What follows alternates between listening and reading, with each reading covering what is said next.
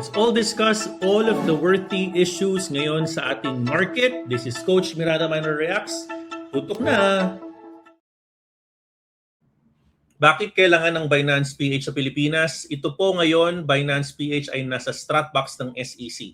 Ibig sabihin ito po ay pilot. Ibig sabihin ito ay minomonitor. May mga metrics na kailangang ipasa, ibigay ang Binance PH sa SEC para ito ay maaprubahan. Hindi ito malayo doon sa pagbigay ng BSP naman sa PHPC ng Coins PH kamakailan sa Stratbox or Sandbox nila para ma-monitor. But kailangan nito, Kamiranda, sa madaling salita, kailangan nito dahil kailangan i-monitor muna ng mas masusi, mas granular ang mga pangyayari. No? Hindi ito agad full-blown, hindi pa ito full approval. Therefore, on that lens, maghinay-hinay tayo sa kakabash, Kamiranda. While there is a purpose on giving constructive criticism, sa palagay natin, hindi ito kailangan ngayon ng merkado. Kailangan ng mga regulators ng isang mapanuri na opinion, constructive criticism. Kailangan po natin ito ibigay sa kanila para mas maging makabuluhan ang sa sandbox or shotbox, no, ng Binance PH. No? At ba't kailangan ibigay? Ano ba yung mga example that we can give them as a feedback, Kamiranda? Number one, di ba? Marami nababasa ko mga comments, no? Pangit naman itong exchange na to, walang liquidity. Those are good feedback to give, no? 'Di ba pangit ang UI UX, ang pangit ng customer service, walang liquidity. Now, with the advent or pagdating ng Binance PH, will it solve better UI UX? Will it solve liquidity? Will it solve better withdrawal experiences? No?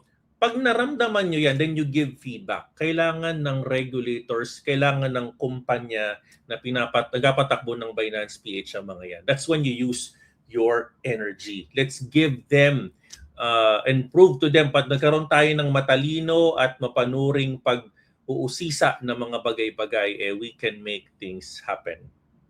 Pangalawa, ang pagdating po ng Binance PH cannot just resolve liquidity problems, but it can also attract new types of traders. Sino ba yung mga yan? Unang-una, Kamiranda, the Philippine stock market. Di ba?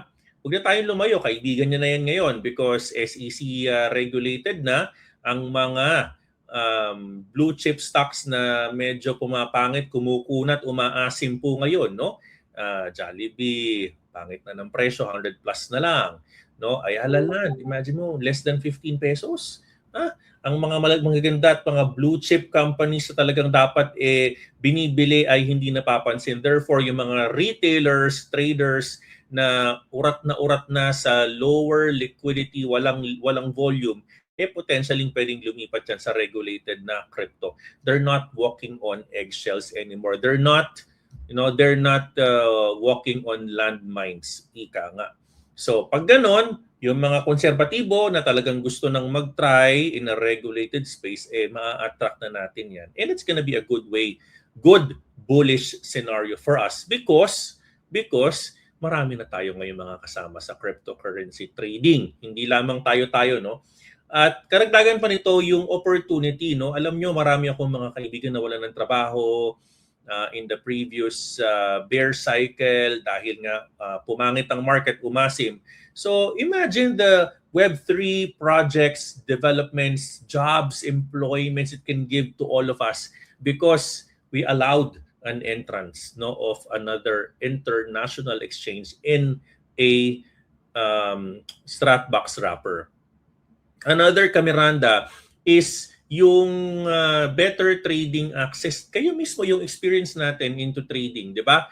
Marami sa inyo nahihirapan on P2P, no? Pag-withdraw, di ba? Or mas magandang interface, yung mga yan, Kamiranda, no? While that remains a question for all of us, unang-una, spot lang ba i-offer ng Binance PH or baka naman merong earns, yields, derivatives, at kung ano-ano pa, we're all going to know more. While I have some insights, it's not something for me to confirm today on this video. Kung meron ba, hayaan ko na lang sa mga regulators. Ito, ibigay na lang nila sa inyo bilang isang update, Kamiranda. Basta ako you heard from me probably the first time itong backdoor listing na to. No?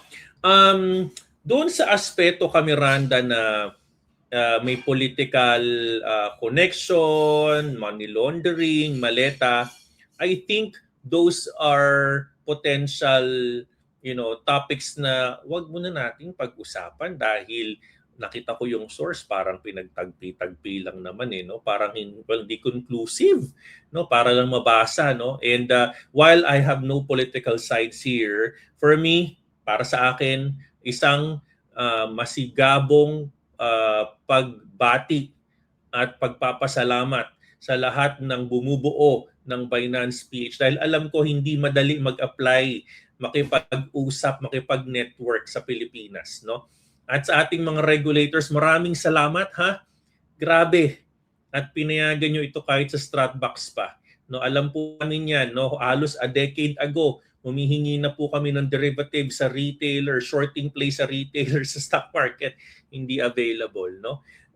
It doesn't mean that shorting or derivatives will be available in Binance PH. We have yet to see that. But at least we're stepping on the right direction. Yan po ang aking komentaryo, no? Para sa akin bilang isang miyembro ng crypto world sa Pilipinas, imbes na siraan, i-bash po natin, bigyan natin ng matuon na atensyon itong pagdating ng Binance PH. Ito po ay makakatulong sa ating lahat whether you like it or not. Because hindi mo na kailangan itago yung mga exchanges na talagang hindi pa pwedeng gamitin sa Pilipinas. Ngayon, rekta ka na. Wala ka ng VPN. Diba? Diretso na. And I don't wanna be ahead of myself here, but sana pumasa kayo sa Stratbox na ito.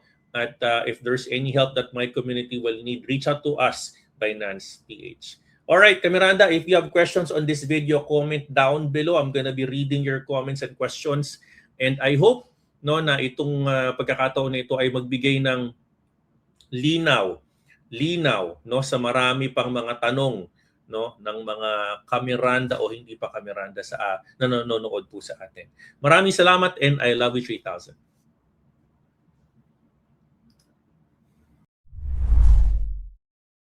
Subscribe, like, follow, and share. Sige na please, Kamiranda.